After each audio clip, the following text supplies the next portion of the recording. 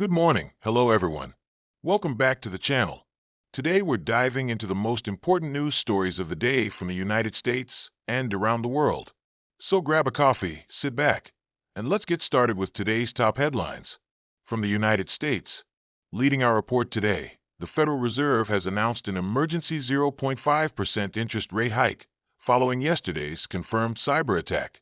In a surprise press conference, Fed Chair announced the aggressive move is aimed at stabilizing markets and preventing capital flight after sensitive economic data was compromised. The decision comes as the FBI continues its investigation into the breach.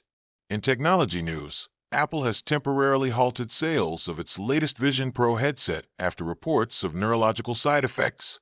Several users have reported vertigo and migraine symptoms persisting hours after use, prompting the Consumer Product Safety Commission to open an investigation. Apple shares fell 8% in pre-market trading following the announcement. Moving to domestic affairs, a bipartisan group of senators has introduced the Artificial Intelligence Safety and Innovation Act. The comprehensive legislation would establish a new regulatory framework for advanced AI systems, including mandatory safety testing and liability provisions for AI-related damages, marking the first major attempt to regulate the rapidly evolving technology. In environmental developments, the Mississippi River has reached its lowest recorded level for this time of year, threatening barge traffic and agricultural shipments. The Army Corps of Engineers is emergency dredging critical sections as farmers warn of potential supply chain disruptions that could affect food prices nationwide during the holiday season.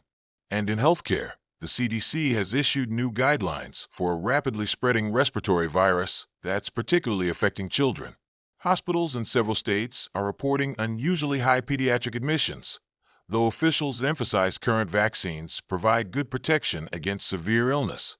Now, let's turn our attention to the top stories from around the globe. Our top international story comes from Dubai, where COP30 climate talks have been suspended after developing nations walked out of negotiations. The dispute centers on funding for climate adaptation, with poorer countries demanding wealthy nations fulfill their $100 billion annual pledge. The breakdown threatens to derail critical emissions reduction targets.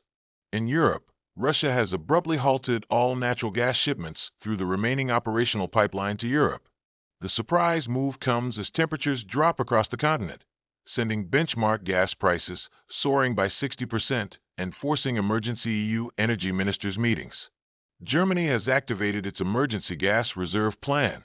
Turning to Asia, China's economy has shown surprising strength, with third-quarter GDP growth coming in at 5.2%, exceeding analyst expectations. The growth was driven by strong consumer spending and increased exports to Southeast Asia, though property market troubles continue to pose significant challenges to sustained recovery. In Africa, South Africa has declared a national state of disaster as rolling blackouts reach unprecedented levels. The power crisis has left households without electricity for up to 12 hours daily, threatening water supplies and causing widespread business closures. Military engineers are being deployed to protect critical power infrastructure. And finally, in scientific achievement, the joint NASA-ESA Mars sample return mission has successfully launched from the red planet surface.